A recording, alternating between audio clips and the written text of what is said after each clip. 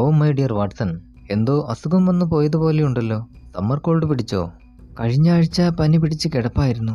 പക്ഷേ അത് മുഴുവനായും മാറിയല്ലോ. എനിക്ക് പനി വന്നിരുന്നുവെന്ന് എങ്ങനെ മനസ്സിലായി? താങ്കളുടെ ചെരുപ്പിൽ നിന്നോ? താങ്കളുടെ ചെരുപ്പുകൾ പുതുപുത്തനാണ്. എന്നിട്ടും അതിൻ്റെ അടിഭാഗം കരിഞ്ഞിരിക്കുന്നു.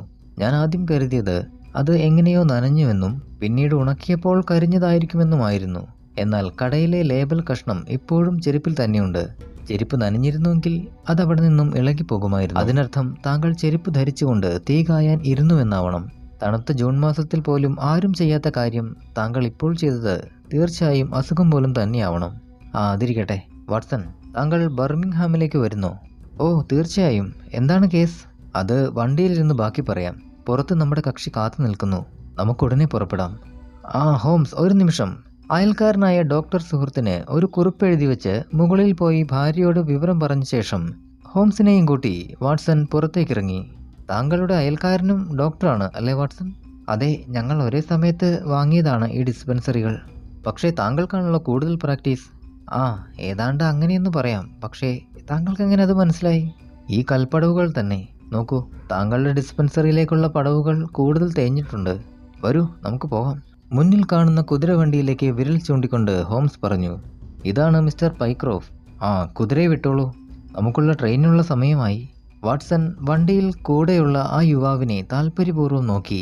സുമുഖനും ആരോഗ്യവാനുമായ ചെറുപ്പക്കാരൻ, നല്ല രീതിയിലുള്ള വസ്ത്രധാരണം, കറുത്ത സ്യൂട്ടും തൊപ്പിയും. ട്രെയിനിൽ കയറി സ്വസ്ഥമായി സംസാരിച്ചു തുടങ്ങിയപ്പോഴാണ് ആ യുവാവ് ഹോംസിനെ തിരക്കിയതിൻ്റെ കഥ മുഴുവൻ മനസ്സിലായത്. മിസ്റ്റർ പൈക്രോഫ്റ്റ്, ഇനി 20 മിനിറ്റോളം യാത്രയുണ്ട് നമുക്ക്. ഇതിനിടയിൽ താങ്കൾ എനിക്ക് തന്ന വിശദ വിവരങ്ങൾ അണുവിട പോലും തെറ്റാതെ വാട്സനോട് പറയുക. എന്തെങ്കിലും വിശദാംശങ്ങൾ കൂടുകയല്ലാതെ ഒന്നും തന്നെ കുറയരുത്. ഈ വിവരണം എനിക്കും പ്രയോജനപ്പെടും. മിസ്റ്റർ പൈക്രോഫ്റ്റ്, താങ്കൾക്ക് തുടങ്ങാം. കണ്ണുകളിൽ പുതിയ തിളക്കത്തോടെ ആ സഹയാത്രികൻ വാട്സനെ ഉറ്റുനോക്കി. എന്നിട്ട് പറഞ്ഞു തുടങ്ങി. കഥയുടെ ഏറ്റവും രസകരമായ തുടക്കം എന്തെന്ന് വെച്ചാൽ, ഇതിൽ സത്യം എന്താണെന്നറിയാതെ പകച്ചു നിൽക്കുന്ന ഒരു വിഡ്ഢിയുടെ സ്ഥാനമാണ് എനിക്ക്. ഒരുപക്ഷെ എല്ലാം അവസാനമെത്തുമ്പോൾ ശരിയായി വന്നേക്കാം. അങ്ങനെയെങ്കിൽ എൻ്റെ നിഗമനങ്ങളെല്ലാം ശരിയാണെന്ന് തെളിയും. അഥവാ ഇനി അങ്ങനെ തെളിഞ്ഞില്ലെങ്കിൽ എൻ്റെ തൊഴിൽ നഷ്ടമാകും. മിസ്റ്റർ വാട്സൺ, എനിക്ക് ചിട്ടയോടെ കഥ പറയാനൊന്നും അറിഞ്ഞുകൂടാ. ഞാൻ എൻ്റേതായ രീതിയിൽ തന്നെ വിവരിക്കാം. ഡ്രേപ്പേഴ്സ് ഗാർഡനിലെ കോക്സൺ ആൻഡ് വുഡ് ഹൗസിലായിരുന്നു എനിക്ക് ജോലി. താങ്കൾ കേട്ടിരിക്കും, പ്രശസ്തമായ വെനിസുല വായ്പാ കുംഭകോണത്തിൽ എൻ്റെ കമ്പനിയും പൂട്ടി. 5 വർഷം അവിടെ ജോലി നോക്കിയ ശേഷമാണ് അത് സംഭവിച്ചത്. ഞങ്ങൾ 27 ക്ലർക്കുമാരും അവിടെ നിന്നും പുറത്തായി. ഓരോരുത്തരും ഓരോ വഴിക്ക് പിരിഞ്ഞു. 70ഓളം പൗണ്ട് കയ്യിൽ മിച്ചമുണ്ടായിരുന്നത് തീരുന്നതുവരെ വലിയ ബുദ്ധിമുട്ടൊന്നുമില്ലാതെ ജീവിതം തുടർന്നു. ഒടുവിൽ ലോംബാർഡ് സ്ട്രീറ്റിലെ സ്റ്റോക്ക് ബ്രോക്കിംഗ് കമ്പനിയായ മോഡേൺ ആൻഡ് വില്യംസിൽ ഒരു ജോലി ഒഴിവുണ്ടെന്ന് മനസ്സിലായി. ലണ്ടനിലെ ഓഹരി വിപണിയിലെ അറിയപ്പെടുന്ന കമ്പനിയാണിത്.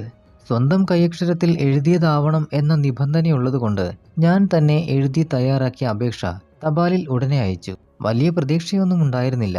പക്ഷേ മടക്ക തപാലിൽ തന്നെ മറുപടി വന്നു. അടുത്ത തിങ്കളാഴ്ച ഓഫീസിൽ ഹാജരാകാനും എൻ്റെ രൂപവും പെരുമാറ്റവും ഒക്കെ ബോധിക്കുന്ന പക്ഷം ജോലിയിൽ പ്രവേശിക്കാം എന്നുമായിരുന്നു മറുപടി. ആഴ്ചയിൽ 1 പൗണ്ട് കൂടുതൽ ശമ്പളവും കൂടാതെ കോക്സൺ കമ്പനിയിൽ ചെയ്തിരുന്ന അതേ ജോലിയും. ഇനി കഥയുടെ കാതലായ ഭാഗത്തേക്ക് വരാം. ഹാപ്സ്റ്റഡ് റോഡിൽ പോട്ടേഴ്സ് ടെറസിലായിരുന്നു ഞാൻ താമസിച്ചിരുന്നത്. നിയമന ഉത്തരവ് കിട്ടിയ ദിവസം വൈകുന്നേരം ഒന്ന് പുകവലിച്ചുകൊണ്ട് ലോഡ്ജിലിരിക്കുമ്പോൾ എൻ്റെ വീട്ടുടമസ്ഥ ഒരു കാർഡ് കൊണ്ടുവന്നു. സന്ദർശകൻ കാത്തിരിക്കുന്നു എന്നും പറഞ്ഞു. ആർതർ പിന്നർ, ഫിനാൻഷ്യൽ ഏജന്റ് എന്ന് കാർഡിൽ അഡ്രസ്സിനൊപ്പം അടിച്ചിരുന്നു. അങ്ങനെ ഒരാളെ എത്ര ആലോചിച്ചിട്ടും എനിക്ക് ഓർമ്മ വന്നില്ല. എന്തായാലും മുറിയിലേക്ക് കടത്തിവിടാൻ പറഞ്ഞു. കറുത്ത കണ്ണുകളും കറുത്ത മുടിയും കറുത്ത താടിമീശയുമുള്ള ഒരാൾ മുറിയിലേക്ക് കടന്നു വന്നു. സമയത്തിൻ്റെ ഒഴുക്കിനെക്കുറിച്ച് ബോധവാനായ ഒരാളെ പോലെ അയാൾ കാര്യങ്ങളൊക്കെ ആവശ്യത്തിലധികം ധൃതി കാണിച്ചിരുന്നു. മിസ്റ്റർ ഹാൾ പൈക്രോഫ്റ്റ് അല്ലേ? അതെ. ഞാൻ കസേര നീക്കിയിട്ട് ഇരിക്കാൻ ആംഗ്യം കാട്ടി. മുൻപ് കോക്സൺ ആൻഡ് വുഡ് ഹൗസിലായിരുന്നു അല്ലേ? അതെ. നിങ്ങളുടെ അസാധാരണമായ കഴിവുകളെക്കുറിച്ച് ഈയിടെ നിങ്ങളുടെ മുൻ മാനേജർമാരിൽ നിന്നും കേൾക്കാനിടയായി. മിസ്റ്റർ പാർക്കറെ നിങ്ങൾക്ക് ഓർമ്മയുണ്ടാവുമല്ലോ. അദ്ദേഹമാണ് എത്ര പറഞ്ഞാലും മതിവരാത്ത കഥകൾ പറഞ്ഞത്. അത് കേട്ടതും എനിക്ക് അതിയായ സന്തോഷം തോന്നി. ഓഫീസിൽ ആത്മാർത്ഥമായി ചുറുചുറുക്കോടെ ജോലി ചെയ്തിരുന്നുവെങ്കിലും അതിനെക്കുറിച്ച് ഒരാൾ പരാമർശിക്കുന്നത് എനിക്ക് സ്വപ്നത്തിൽ പോലും ചിന്തിക്കാൻ കഴിഞ്ഞിരുന്നില്ല. നിങ്ങൾ നല്ല ഓർമ്മശക്തിയുള്ള കൂട്ടത്തിലാണ് അല്ലേ? പിന്നർ എന്നോട് ചോദിച്ചു. ആ, അത് കുറെയൊക്കെ ശരി തന്നെ. എന്താ? ജോലി നഷ്ടപ്പെട്ട ശേഷം സ്റ്റോക്ക് മാർക്കറ്റ് ശ്രദ്ധിക്കാറുണ്ടോ? ഉവ്വ്, ദിവസവും ഞാൻ മാർക്കറ്റ് ലിസ്റ്റ് നോക്കാറുണ്ട്. ആ, അത് നല്ലത് തന്നെ. മിസ്റ്റർ പൈക്രോഫ്റ്റ്, നിങ്ങൾ ഇവിടെ മാത്രം എത്തി നിൽക്കേണ്ട ആളൊന്നുമല്ല. നിങ്ങൾക്ക് അർഹതപ്പെട്ട സ്ഥാനത്ത് നിങ്ങൾ ഇനിയും എത്താനിരിക്കുന്നതേ ഉള്ളൂ. നിങ്ങളുടെ കഴിവുകളുമായി തുലനം ചെയ്യുമ്പോൾ ഞാൻ നിങ്ങൾക്ക് വെച്ച് നീട്ടുന്നത് നിസ്സാരമാണ്.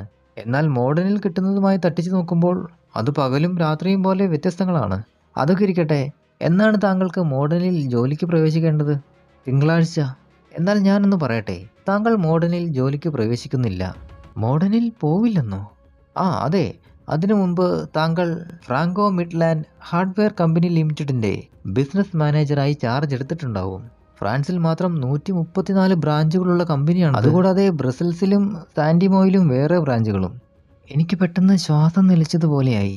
മിസ്റ്റർ ആർതർ പിന്നർ, അങ്ങനെയൊരു കമ്പനിയെക്കുറിച്ച് ഞാൻ കേട്ടിട്ട് പോലുമില്ലല്ലോ. അതിൽ ആർക്കും അത്ഭുതം തോന്നേണ്ടതില്ല. വളരെയധികം ഒതുക്കത്തോടെ പ്രവർത്തിക്കുന്ന ഒരു കമ്പനിയാണിത്. പൊതുമേഖലയിൽ പ്രവർത്തിക്കുന്ന കമ്പനിയല്ല. വളരെ സ്വകാര്യമായി പ്രവർത്തിക്കുന്ന ഒരു കൂട്ടം സ്വകാര്യ വ്യക്തികൾ മൂലധനം സ്വരൂപിച്ചുണ്ടാക്കി നടത്തുന്ന കമ്പനിയാണിത്. എൻ്റെ സഹോദരൻ ഹാരി പിന്നറാണ് ഇതിൻ്റെ പ്രൊമോട്ടർ. ഇപ്പോൾ അയാൾ കമ്പനിയുടെ മാനേജിംഗ് ഡയറക്ടറാണ്, ബോർഡ് മെമ്പർ. കമ്പനിക്ക് പറ്റിയ സമർത്ഥനായ ഒരു ചെറുപ്പക്കാരനെ കണ്ടുപിടിച്ചു കൊടുക്കുവാൻ അയാൾ എന്നെ ചുമതലപ്പെടുത്തിയിരിക്കുകയാണ്. പാർക്കർ നിങ്ങളെക്കുറിച്ച് പറഞ്ഞു. അങ്ങനെയാണ് താങ്കൾക്കരികിൽ ഞാൻ എത്തിപ്പെട്ടത്. തുടക്കമെന്ന നിലയ്ക്ക് ഒരു 500 പൗണ്ട് മാത്രമേ ഇപ്പോൾ ഞങ്ങൾക്ക് തരാൻ പറ്റുകയുള്ളൂ കേട്ടോ. 500 പൗണ്ടോ? ഞാൻ അത്ഭുതത്തോടെ ചോദിച്ചു. ഇത് തുടക്കം മാത്രം മിസ്റ്റർ പൈക്രോഫ്റ്റ്. നിങ്ങളുടെ ഏജന്റുമാർ നടത്തുന്ന ഓരോ ബിസിനസ്സിലും 1% കമ്മീഷൻ വേറെയും നിങ്ങൾക്ക് ലഭിക്കും. അത് തന്നെ നിങ്ങളുടെ ശമ്പളത്തേക്കാൾ കൂടുതൽ വരും. പക്ഷേ ഹാർഡ്വെയർ ബിസിനസ്സിനെ കുറിച്ച് എനിക്കൊന്നും അറിയില്ലല്ലോ. അതിന് നിങ്ങൾ ഹാർഡ്വെയറിനെ കുറിച്ച് അറിയേണ്ട കാര്യമൊന്നുമില്ലെന്നേ. നിങ്ങൾക്ക് കണക്കറിയാമല്ലോ. എനിക്ക് ആകെ തല ധരിച്ചു. കസേരയിൽ നിന്ന് എഴുന്നേൽക്കാനാവുന്നില്ല. എൻ്റെ മനസ്സിൽ സംശയത്തിൻ്റെ ഒരു നൂലിഴ പെട്ടെന്ന് ഉയർന്നു വന്നു. മിസ്റ്റർ പിന്നർ, ഞാനൊരു കാര്യം തുറന്നു പറയട്ടെ. മോഡേൺ എനിക്ക് തരാമെന്ന് ഏറ്റത് 200 പൗണ്ട് മാത്രം. പക്ഷേ സുരക്ഷിതത്വം തോന്നുന്ന ആ 200 പൗണ്ടിൽ എനിക്ക് കൂടുതൽ വിശ്വാസം തോന്നുന്നു. നിങ്ങൾ പറയുന്ന കമ്പനിയെക്കുറിച്ച് എനിക്കൊന്നും തന്നെ അറിയുകയില്ല. വളരെ സ്മാർട്ടായിട്ടിരിക്കൂ മിസ്റ്റർ പൈക്രോഫ്റ്റ്. ഇതുപോലെയുള്ള ചെറുപ്പക്കാരെ തന്നെയാണ് ഞങ്ങൾക്ക് ആവശ്യം. ഇതാ 100 പൗണ്ട്. നമുക്കിപ്പോൾ തന്നെ പുറപ്പെടാമെങ്കിൽ താങ്കൾക്ക് ഇത് മുൻകൂർ ശമ്പളമായി വരവ് വയ്ക്കാം. ഓ, എന്നാണ് ഞാൻ ജോലിയിൽ പ്രവേശിക്കേണ്ടത്? അപ്പോൾ അങ്ങനെ ചോദിക്കാനാണ് എനിക്ക് തോന്നിയത്. ബർമിംഗ്ഹാമിൽ നാളെ ഉച്ചയ്ക്ക് ശേഷം എത്തുക. ഏതാണ്ട് 1 മണിയോട് കൂടി. ഞാൻ തരുന്ന കത്ത് എൻ്റെ സഹോദരൻ്റെ കയ്യിൽ ഏൽപ്പിക്കണം. കോർപ്പറേഷൻ സ്ട്രീറ്റിൽ 12 ബിയിലാണ് തൽക്കാലം ഞങ്ങളുടെ ഓഫീസ് പ്രവർത്തിക്കുന്നത്. നമ്മൾ തമ്മിൽ ഇത് സംസാരിച്ച് തീർച്ചയായെങ്കിലും അവസാന തീരുമാനം എടുക്കേണ്ടത് എൻ്റെ സഹോദരനാണെന്ന് അറിയാമല്ലോ. എങ്ങനെയാണ് നന്ദി പറയേണ്ടത് എന്ന് എനിക്കറിയില്ലെന്ന് ഞാൻ പിന്നറെ അറിയിച്ചു. അയ്യോ, അത് പറയേണ്ട ആവശ്യമൊന്നും തന്നെയില്ല. താങ്കൾക്ക് അർഹിക്കുന്നത് തന്നെയാണ് കിട്ടിയിരിക്കുന്നത്. ഇനി 1-2 ചടങ്ങുകൾ കൂടി നിർവഹിക്കാനുണ്ട്. ഒരു കഷ്ണം കടലാസെടുക്കൂ. എന്നിട്ട് അതിൽ ഫ്രാങ്കോ മിഡ്ലാൻഡ് ഹാർഡ്വെയർ കമ്പനിയിൽ 500 പൗണ്ട് മിനിമം ശമ്പളത്തിൽ ഞാൻ ജോലി ചെയ്യാൻ തയ്യാറാണെന്ന് മാത്രം ഒന്ന് എഴുതി ഒപ്പിട്ട് തരിക. അയാൾ പറഞ്ഞ പ്രകാരം ഞാൻ എഴുതി കൊടുത്തു. അയാളത് പോക്കറ്റിൽ വയ്ക്കുകയും ചെയ്തു. ഇനി മറ്റൊന്ന്, മോഡേൺ കമ്പനിയിലെ ജോലിക്കാരും എന്ത് ചെയ്യാൻ പോകുന്നു? ആ, ഞാനത് മറന്നു. അത് ഒരു രാജിക്കത്ത് എഴുതി അയക്കാം. അയ്യോ, അതുമാത്രം ചെയ്യണ്ട. മോഡേണിലെ മാനേജറെ ഞാൻ കണ്ടിരുന്നു താങ്കളെക്കുറിച്ച് അന്വേഷിക്കാൻ.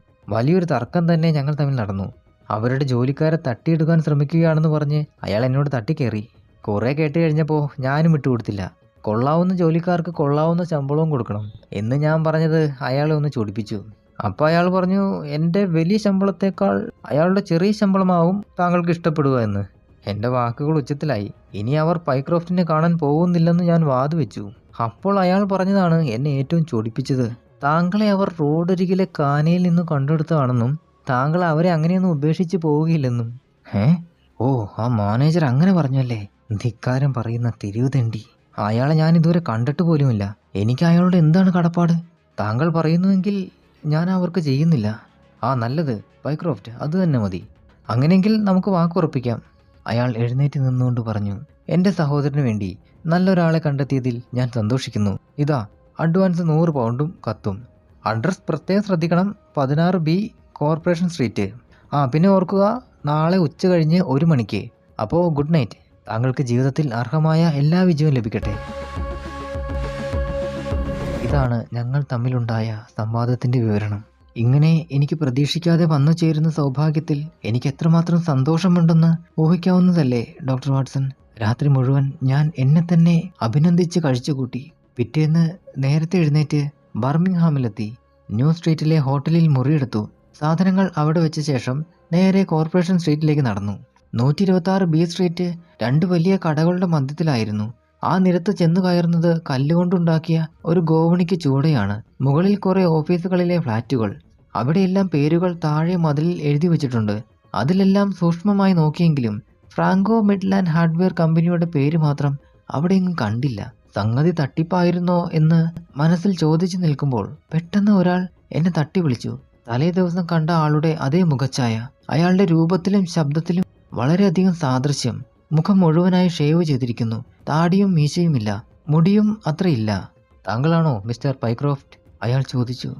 അതെ, ഞാൻ താങ്കളെ കാത്തിരിക്കുകയായിരുന്നു. പക്ഷേ കുറച്ച് നേരത്തെ എത്തിയെന്ന് തോന്നുന്നു. ഇന്ന് രാവിലെ എൻ്റെ സഹോദരൻ്റെ കത്ത് കിട്ടി. താങ്കളെ വളരെയധികം പുകഴ്ത്തിയിരുന്നു ആ കത്തിൽ. ഞാൻ താങ്കളുടെ ഓഫീസ് തിരയുകയായിരുന്നു. ഓഫീസിൻ്റെ പേര് അവിടെയും കാണാൻ കഴിയില്ല. ഇത് താൽക്കാലികമായി എടുത്ത ഓഫീസാണ്. മാത്രമല്ല കഴിഞ്ഞ ആഴ്ചയാണ് ഈ ഓഫീസ് എടുത്തത്. വരൂ, നമുക്ക് മുകളിൽ പോയി ഓഫീസിലിരുന്ന് സംസാരിക്കാം. ഞാൻ അയാളോടൊപ്പം മുകളിലേക്ക് കയറി. പൊടി പിടിച്ച 2 ചെറിയ മുറികളാണ് അവിടെ കണ്ടത്. ഓഫീസിലാവട്ടെ കർട്ടനില്ല, നിലത്ത് കാർപ്പറ്റില്ല, മനുഷ്യരാരും തന്നെയില്ല. എൻ്റെ മനസ്സിൽ തിളങ്ങുന്ന മേശകളും നിരനിരയായി ഇരുന്ന് പണി ചെയ്യുന്ന ഗുമസ്തന്മാരും. അങ്ങനെ ആകെ തിരക്കേറിയ ഒരു ഓഫീസ് പശ്ചാത്തലമായിരുന്നു ഉണ്ടായിരുന്നത്. ഞാൻ മുമ്പ് ജോലി ചെയ്തിരുന്നതും അങ്ങനെ ഒരു ഓഫീസിലായിരുന്നു. 2 കസേരകളും ഒരു മേശയും മേശപ്പുറത്ത് ഒരു കണക്ക് പുസ്തകവും പിന്നെ താഴെ ഒരു ചവിറ്റുകൊട്ടയും. ഇതായിരുന്നു അവിടെ ആകെ ഉണ്ടായിരുന്നത്. എൻ്റെ മനസ്സ് വായിച്ചെടുത്ത പോലെ അയാൾ പറഞ്ഞു. വിഷമിക്കാതിരിക്കൂ മിസ്റ്റർ പൈക്രോഫ്റ്റ്. റോം നിർമ്മിക്കപ്പെട്ടത് ഒരു ദിവസം കൊണ്ടൊന്നുമല്ലല്ലോ. ധാരാളം പണം ഞങ്ങൾ കരുതി വെച്ചിട്ടുണ്ട്. ഓഫീസിൽ അതിൻ്റെയൊക്കെ പകിട്ട് വന്നിട്ടില്ലെന്നേ ഉള്ളൂ. ദയവ് ചെയ്ത് ഇരുന്നാലും ആ കത്ത് കാണട്ടെ. ആ കത്ത് ഞാൻ അയാൾക്ക് നൽകി. അത് ശ്രദ്ധയോടെ അയാൾ വായിച്ചു. എന്നിട്ട് പറഞ്ഞു, എൻ്റെ സഹോദരൻ ആർതർ പിന്നറിന് താങ്കളെ വല്ലാതെ അങ്ങ് ഇഷ്ടപ്പെട്ടു. ആളുകളെ അളന്നെടുക്കാൻ അയാൾ ഒരു മിടുക്കനാണ്. അയാൾക്ക് വിശ്വാസം ലണ്ടനിലാണ്, എനിക്ക് ബർമിംഗ്ഹാമിലും. ഏതായാലും ഇത്തവണ ഞാൻ അയാളെ അനുസരിക്കാൻ തീരുമാനിച്ചിരിക്കുകയാണ്. നിങ്ങൾ എന്തായാലും ജോലിയിൽ പ്രവേശിച്ചതായി തന്നെ കണക്കാക്കിക്കൊള്ളുക. എന്തൊക്കെയാണ് എൻ്റെ ജോലികൾ? പാരീസിലെ ഞങ്ങളുടെ ഡിപ്പോ മാനേജറാണ് നിങ്ങൾ. ഫ്രാൻസിൽ ഞങ്ങളുടെ 134 ഏജന്റുമാരുടെ കടകളിലേക്ക് ക്രോക്കറി സാധനങ്ങൾ എടുക്കേണ്ട ചുമതല നിങ്ങൾക്കാണ്. ഒരാഴ്ചയ്ക്കകം ചരക്കുകൾ വന്നു തുടങ്ങും. അതുവരെ താങ്കൾക്ക് ബർമിംഗ്ഹാമിൽ തുടരാം. അതിനു മറുപടി എന്നോണം മേശവലിപ്പിൽ നിന്നും ഒരു ചുവന്ന പുസ്തകം എടുത്ത് പറഞ്ഞു, ഇതാണ് പാരീസ് ഡയറക്ടറി. ഇതിൽ ഒട്ടുമിക്ക കച്ചവടക്കാരുടെയും പേരും അഡ്രസ്സും ഉണ്ട്. ഇതിൽ നിന്നും ഹാർഡ്വെയർ കച്ചവടക്കാരുടെ പേരും അഡ്രസ്സും എഴുതിയുണ്ടാക്കി നല്ലൊരു ഡിക്ഷണറി നമുക്ക് വേണ്ടി തയ്യാറാക്കണം. നമുക്കത് ഭാവിയിൽ നല്ല പ്രയോജനം ചെയ്യും. അതിൽ തന്നെ തരംതിരിച്ച ലിസ്റ്റ് കാണുമല്ലോ. ഞാനൊരു അഭിപ്രായം പറഞ്ഞു. അത് വിശ്വസനീയമാവണമെന്നൊന്നുമില്ല. നമ്മുടെ രീതി ആയിരിക്കില്ല അവരുടേത്. താങ്കൾ ഏതായാലും ഇതിൻ്റെ പണി ആരംഭിച്ചു. തിങ്കളാഴ്ച ഉച്ച കഴിഞ്ഞ് 12 മണിക്ക് എനിക്ക് ലിസ്റ്റ് കിട്ടണം. ഇപ്പോൾ താങ്കൾക്ക് പോകാം. കയ്യിൽ ചുവന്നു തടിച്ച പുസ്തകവും മനസ്സിൽ പരസ്പര വിരുദ്ധങ്ങളായ കുറെ ചിന്തകളുമായി ഞാൻ ഹോട്ടലിലേക്ക് മടങ്ങി. ഒരു ഭാഗത്ത് ജോലിയും ജോലിക്ക് ലഭിച്ച 100 പൗണ്ട് ശമ്പളവും, മറുവശത്താണെങ്കിൽ മുഷിഞ്ഞ് വൃത്തിഹീനമായി തോന്നുന്ന ഓഫീസും പരിസരവും, ഭിത്തികളിൽ കാണാൻ കഴിയാത്ത ഓഫീസ് അഡ്രസ്സും. അങ്ങനെ ആകെ ഒരു വിഷമഘട്ടത്തിൽ ഞാൻ എത്തിച്ചേർന്നു. എന്നിരുന്നാലും പണം മുടങ്ങാതെ കിട്ടുമെന്നുള്ളത് കൊണ്ട് എന്തു പണിയായാലും വിരോധമില്ല എന്ന മനസ്സോടെ ഞാൻ എൻ്റെ ജോലി ആരംഭിച്ചു. ഞായറാഴ്ച മുഴുവൻ ഒരേ ഇരിപ്പിരുന്ന് ജോലി ചെയ്തിട്ടും ഡയറക്ടറിയിലെ എച്ച് എന്ന അക്ഷരം വരെ ലിസ്റ്റ് തയ്യാറാക്കാനേ കഴിഞ്ഞുള്ളൂ. ഓഫീസിൽ ചെന്നപ്പോൾ അതേ മുഷിഞ്ഞ അന്തരീക്ഷത്തിൽ അയാളെ കണ്ടു. സാരമില്ല, ബുധനാഴ്ചക്കകം തീർത്താൽ മതിയെന്ന് മറുപടിയുമായി ഞാൻ വീണ്ടും ഹോട്ടലിലേക്ക് മടങ്ങി. ബുധനാഴ്ചയും തീരാത്തതുകൊണ്ട് വെള്ളിയാഴ്ച വരെ സമയം ചോദിച്ചു മേടിച്ചു. അത് ഇന്നലെ ആയിരുന്നു. ഇന്നലെ ഞാൻ മുഴുവൻ ലിസ്റ്റും മിസ്റ്റർ ഹാരി പിന്നറുടെ മുന്നിൽ ഹാജരാക്കി. വളരെ നന്ദി മിസ്റ്റർ പൈക്രോഫ്റ്റ്. ഞാനിത് വളരെ നിസ്സാരമെന്ന് കരുതി. പക്ഷേ താങ്കളുടെ ഈ ജോലി എനിക്ക് വളരെ പ്രയോജനപ്പെടും. കുറച്ചധികം സമയമെടുത്തു അത് ശരിയാക്കാൻ. അത് കുഴപ്പമില്ല. ഇനി താങ്കൾ ഇതുപോലെ എല്ലാ ഫർണിച്ചർ കടകളുടെയും ലിസ്റ്റ് ഉണ്ടാക്കണം. അവിടെയെല്ലാം നമുക്ക് നമ്മുടെ ക്രോക്കറി വിൽക്കാൻ കഴിയണം. നാളെ വൈകിട്ട് ഒരു 7 മണിയോട് കൂടി താങ്കൾ വരണം. ജോലി എങ്ങനെ നീങ്ങുന്നുവെന്ന് അറിയാമല്ലോ. അധിക സമയം ജോലി ചെയ്യുകയൊന്നും വേണ്ട. ഇടയ്ക്ക് അല്പം വിനോദങ്ങളിലൊക്കെ ഏർപ്പെടാം. വൈകുന്നേരങ്ങളിൽ 2 മണിക്കൂറോ മറ്റോ മ്യൂസിക് ഹാളിലും മറ്റും ചെലവാക്കാവുന്നതാണ്. ഇത് പറഞ്ഞ് അയാൾ ഉറക്കെ ചിരിച്ചു തുടങ്ങി. അപ്പോഴാണ് ഇടതുവശത്തെ പല്ലിൻ്റെ നിരയിൽ 2ാമത്തെ പല്ല് സ്വർണം കെട്ടിയതാണെന്ന് ഞാൻ കണ്ടത്. ഷെർലക് ഹോംസ് ആഹ്ലാദം കൊണ്ടെന്ന പോലെ ഉറക്കെ ചിരിച്ചു. വാട്സൺ ആവട്ടെ അത്ഭുതത്തോടെ അവരുടെ കക്ഷിയെ നോക്കി. മിസ്റ്റർ വാട്സൺ, താങ്കൾക്കൊരു പക്ഷേ വിശ്വസിക്കാൻ പ്രയാസം തോന്നും, പൈക്രോഫ്റ്റ് വാട്സനോടെന്ന പോലെ പറഞ്ഞു. അന്ന് ലണ്ടനിൽ ഇയാളുടെ സഹോദരനെന്ന് പറയുന്ന മറ്റേയാളോട് സംസാരിച്ചപ്പോൾ അയാളുടെ ചിരിയും ഞാൻ പെട്ടെന്ന് ഓർത്തു. അയാളുടെ പല്ലും ഇതുപോലെ സ്വർണം കെട്ടിയിരുന്നു. അതും ഇടതുവശത്തെ പല്ലായിരുന്നു. രൂപത്തിലും ശബ്ദത്തിലും തോന്നിയ സാദൃശ്യം ഇപ്പോൾ സ്വർണം കെട്ടിയ പല്ലിലും കൂടി ആയപ്പോൾ എനിക്ക് എവിടെയോ പന്തികേട് തോന്നി.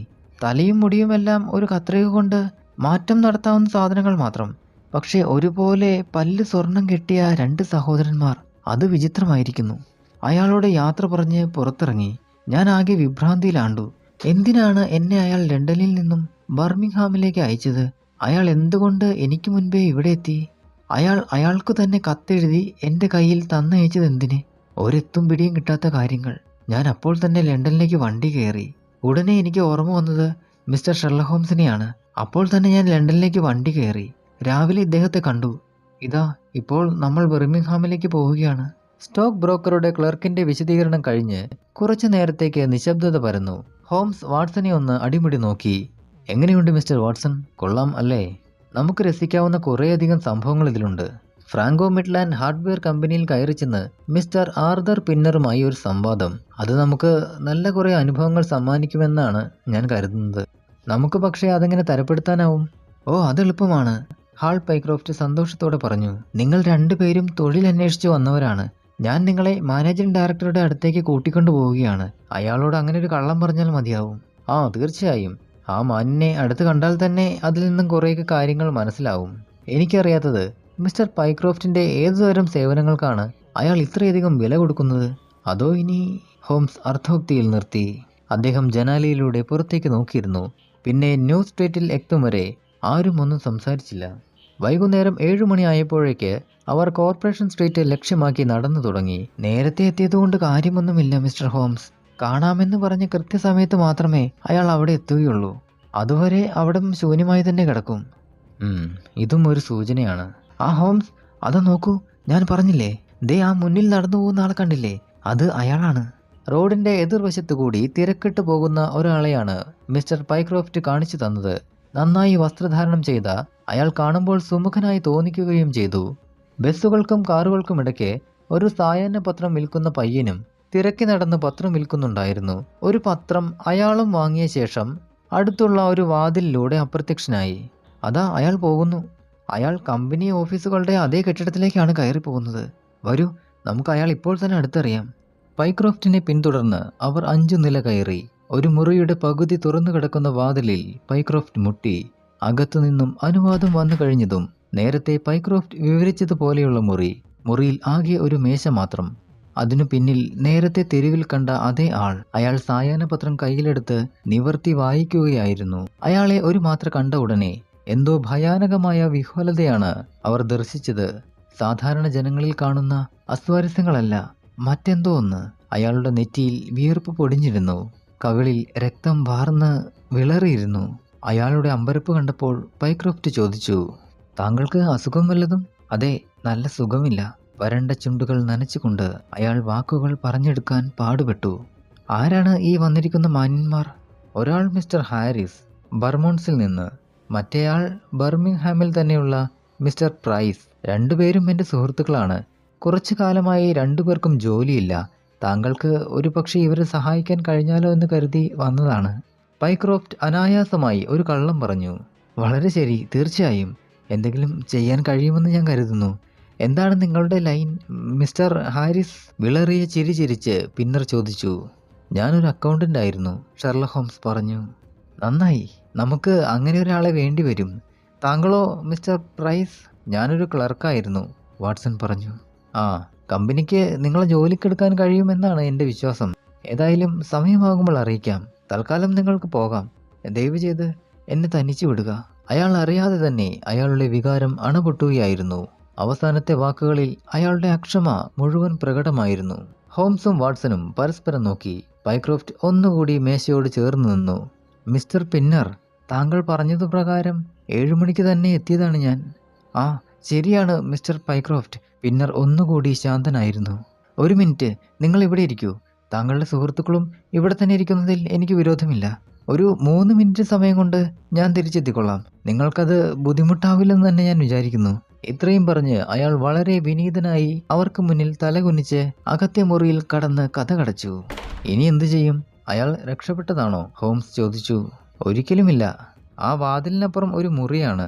അതിലൂടെ പുറത്തേക്ക് പോകാൻ കഴിയില്ലേ? ഇല്ല. ആ മുറിയിൽ ഫർണിച്ചർ ഉണ്ടോ? ഇല്ല, അതും ശൂന്യമായിരുന്നു ഇന്നലെ വരെ. പിന്നെ അതിനകത്ത് അയാൾ എന്തു ചെയ്യുകയാണ്? ഭയം കൊണ്ട് ആർക്കെങ്കിലും ഭ്രാന്ത് പിടിക്കാറുണ്ടോ? അയാൾ എന്തിനാണ് ഇങ്ങനെ പേടിക്കുന്നത്? ഒരുപക്ഷെ നമ്മൾ ഡിറ്റക്റ്റീവുകളാണെന്ന് അയാൾ സംശയിക്കുന്നുണ്ടാകും. ആ, അത് ശരിയാണ്. അയാൾ വിളറുകയായിരുന്നില്ല. നമ്മൾ മുറിയിലേക്ക് കടക്കുമ്പോൾ തന്നെ അയാളുടെ മുഖം വിളറി വെളുത്തിരുന്നു. അതിന്റെ അർത്ഥം? പെട്ടെന്ന് അകത്തെ മുറിയിൽ നിന്നും ആരോ ശക്തിയായി കതകിൽ മുട്ടുന്ന ശബ്ദം കേട്ടു. ആ ശബ്ദം വീണ്ടും ഉച്ചത്തിലായി. എല്ലാവരും വാതിലിനു നേരെ തന്നെ നോക്കിക്കൊണ്ടു നിന്നു. ഹോംസിന്റെ മുഖം വലിഞ്ഞു മുറുകുന്നതും അദ്ദേഹം മുന്നോട്ട് കുതിക്കാൻ ആയുന്നതും വാട്സൺ കണ്ടു. അകത്തുനിന്ന് ഇടവിട്ട് ശബ്ദങ്ങൾ വീണ്ടും കേൾക്കുന്നുണ്ടായിരുന്നു. മരപ്പലകയിൽ മുട്ടുന്ന ശബ്ദം വീണ്ടും വീണ്ടും കേട്ടപ്പോൾ ഹോംസ് ചാടിയെഴുന്നേറ്റ് വാതിൽക്കലേക്ക് കുതിച്ചു. അദ്ദേഹം ശക്തിയായി വാതിലിൽ ഇടിച്ചു. അകത്ത് വിജാഗിരി ഒരെണ്ണം ഇളകി, പിന്നെ മറ്റേതും ഇളകി. കതക് മുഴുവനായി തുറന്നു. അവർ 3 പേരും ആ മുറിയിലേക്ക് പാഞ്ഞു കയറി. പക്ഷേ ആ മുറി ശൂന്യമായിരുന്നു. ഒരു നിമിഷം പകച്ചു നിന്ന് അവർ കണ്ടത് 2 മുറിയുടെയും ഇടയ്ക്കുള്ള മൂലയിൽ മറ്റൊരു വാതിൽ. അതും അവർ ചവിട്ടി തുറന്നു. അവിടെ നിലത്ത് കോട്ടും വേസ്റ്റ് കോട്ടും കിടക്കുന്നുണ്ടായിരുന്നു.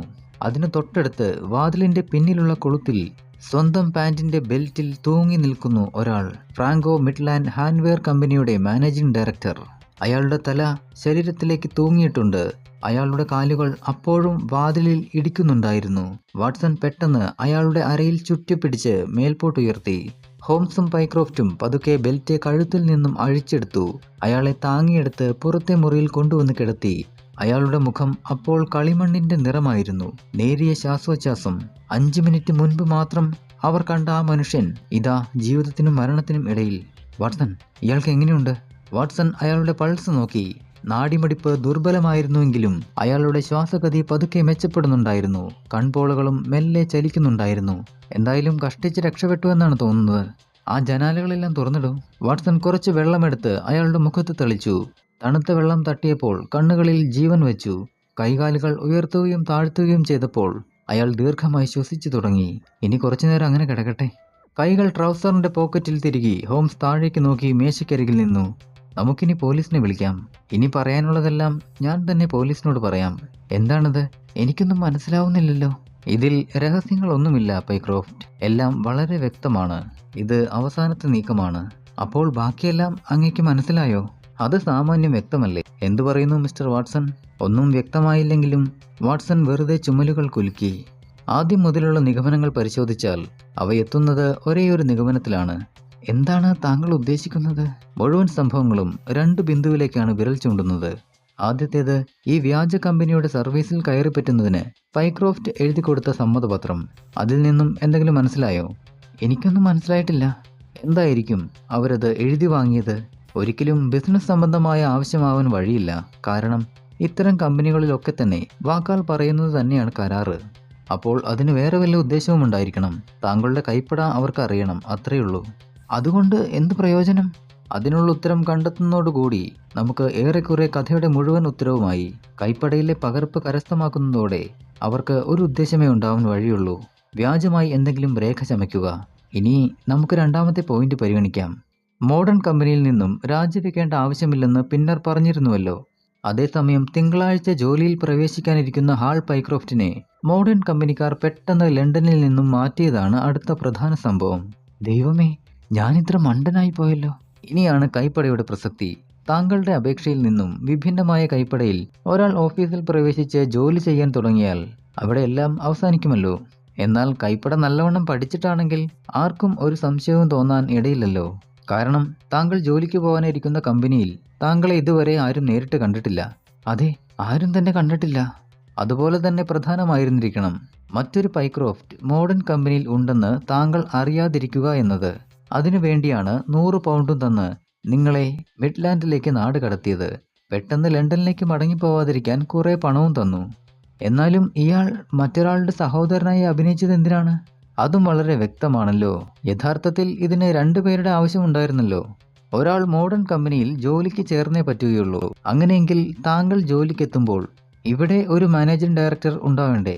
അതിനുവേണ്ടി ഇനി ഒരാളെ സംഘത്തിൽ ചേർക്കുന്നതിന് അയാൾക്ക് മനസ്സ് വന്നില്ലായിരിക്കണം. അങ്ങനെ അയാൾ തന്നെ വേഷം മാറി. അങ്ങനെ താങ്കളെ ജോലിക്ക് ക്ഷണിക്കാൻ വന്ന ആളായും അവരുടെ കമ്പനിയുടെ മാനേജിംഗ് ഡയറക്ടറായും ഒരാൾ തന്നെ വേഷം കെട്ടി. മറ്റേയാളെ മോഡേൺ കമ്പനിയിലേക്ക് പൈക്രോഫ്റ്റ് എന്ന പേരിൽ താങ്കളുടെ അപരനായി പറഞ്ഞുവിട്ടു. താങ്കളുടെ അടുത്ത് വന്നയാളും കമ്പനിയുടെ മാനേജിംഗ് ഡയറക്ടറും ഒരാൾ തന്നെ വേഷം കെട്ടുമ്പോൾ താങ്കൾക്കത് മനസ്സിലാകാൻ സാധ്യതയുണ്ട്. രൂപത്തിലുള്ള സാമ്യത താങ്കൾ തിരിച്ചറിഞ്ഞ് സംശയമുണ്ടാവാതിരിക്കാൻ വേണ്ടിയാണ് നേരത്തെ തന്നെ അവർ സഹോദരന്മാരാണെന്ന് പറഞ്ഞത്. ചെറുതായി രൂപത്തിൽ മാറ്റം വരുത്തിയെങ്കിലും ആ സ്വർണ്ണപ്പല്ലിന്റെ കാര്യം കൂട്ടത്തിൽ മറന്നുപോയതാണ് ഇത് കണ്ടെത്താൻ ഇപ്പോഴെങ്കിലും സഹായകമായത്. ഇനി എന്തു ചെയ്യണം മിസ്റ്റർ ഹോംസ്? ഞാനിവിടെ വിഡ്ഢിവേഷം കെട്ടി നിൽക്കുമ്പോൾ മറ്റൊരാൾ മോഡേണിൽ എന്റെ പേരും ഉപയോഗിച്ച് എന്തു ചെയ്യുകയായിരുന്നിരിക്കണം. ഇനി നമ്മൾ എന്തു ചെയ്യും? ദയവ് ചെയ്ത് പറയൂ മിസ്റ്റർ ഹോംസ്. നമ്മൾ ഉടൻ മോഡേൺ കമ്പനിയെ വിവരം അറിയിക്കണം. അവിടെ എന്തെല്ലാമാണ് നടന്നത്, താങ്കളുടെ പേരിൽ ആരെങ്കിലും അവിടെ കയറി പറ്റിയോ എന്നെല്ലാം അറിയാമല്ലോ. എന്നാൽ പിടികിട്ടാത്ത ഒന്നുള്ളത്, ഈ കുരുത്തം കെട്ടവൻ നമ്മളെ കണ്ടയുടനെ എന്തിനോടിപ്പോയി മുറിക്കകത്ത് കയറി വാതിലടച്ച് ആത്മഹത്യക്ക് ശ്രമിച്ചു എന്നതാണ്. പത്രം. ഇടയ്ക്ക് പിന്നിൽ നിന്നും ഒരു ശബ്ദം കേട്ടു. അയാൾ പിന്നർ എഴുന്നേറ്റിരുന്നു തുടങ്ങി. അയാൾ പതുക്കെ സംയമനം വീണ്ടെടുക്കുകയായിരുന്നു. അതെ, പത്രം. അതുതന്നെയാണ് നമുക്ക് വേണ്ടത്. Sherlock Holmes ഉത്സാഹത്തിലായിരുന്നു. ഓ, ഇതുവരെ പത്രത്തെക്കുറിച്ച് ഞാൻ ഓർക്കുകയുണ്ടായില്ല. തീർച്ചയായും പത്രം നമുക്ക് രഹസ്യങ്ങൾ തരാതിരിക്കില്ല. മേശപ്പുറത്ത് പത്രം വിരിച്ചു വെച്ച് ഹോംസ് അതിലൂടെ മുഴുവൻ കണ്ണോടിച്ചുകൊണ്ട് പറഞ്ഞു, നോക്കൂ വാട്സൺ, ഇത് ലണ്ടൻ ഈവനിംഗ് പത്രമാണ്. ഇതാ ഇവിടെയുണ്ട് നമുക്ക് വേണ്ടതെല്ലാം. ഇതിലെ തലവാചകം ഞാൻ വായിക്കാം, ശ്രദ്ധിക്കൂ. മോഡേൺ ആൻഡ് വില്യംസിൽ ഭീകര കൊലപാതകം, വമ്പിച്ച കൊള്ളശ്രമം, പ്രതിയെ പിടികിട്ടി. വാട്സൺ, എല്ലാം സംഭവിച്ചു കഴിഞ്ഞു. ദയവായി ഇതൊന്ന് വായിക്കൂ. നഗരത്തിൽ അന്ന് നടന്ന ഒരേയൊരു പ്രധാന സംഭവം റിപ്പോർട്ട് ചെയ്യുന്ന രീതിയിലായിരുന്നു ആ വാർത്ത. അതിപ്രകാരമായിരുന്നു: വിഫലമായ ഒരു കവർച്ച ശ്രമത്തിനിടെ മരണത്തിലും തുടർന്ന് അറസ്റ്റിലും കലാശിച്ച വലിയ സംഭവം ലണ്ടനിൽ നിന്നും റിപ്പോർട്ട് ചെയ്തിരിക്കുന്നു. 10 ലക്ഷം സ്റ്റെർലിംഗ് പൗണ്ടിന് മേൽ ആസ്തിയുള്ള സെക്യൂരിറ്റികളും രേഖകളും സൂക്ഷിച്ചിരിക്കുന്ന പ്രസിദ്ധ സാമ്പത്തിക സ്ഥാപനമായ മോഡേൺ ആൻഡ് വില്യംസിലാണ് ഈ ദുരന്തം അരങ്ങേറിയിട്ടുള്ളത്. ഈ ഭാരിച്ച ഉത്തരവാദിത്വം അറിഞ്ഞുകൊണ്ട് തന്നെ വളരെ നൂതനമായ സേഫ് ഡെപ്പോസിറ്റ് ലോക്കർ സിസ്റ്റമാണ് അവിടെ നിലവിലുള്ളത്.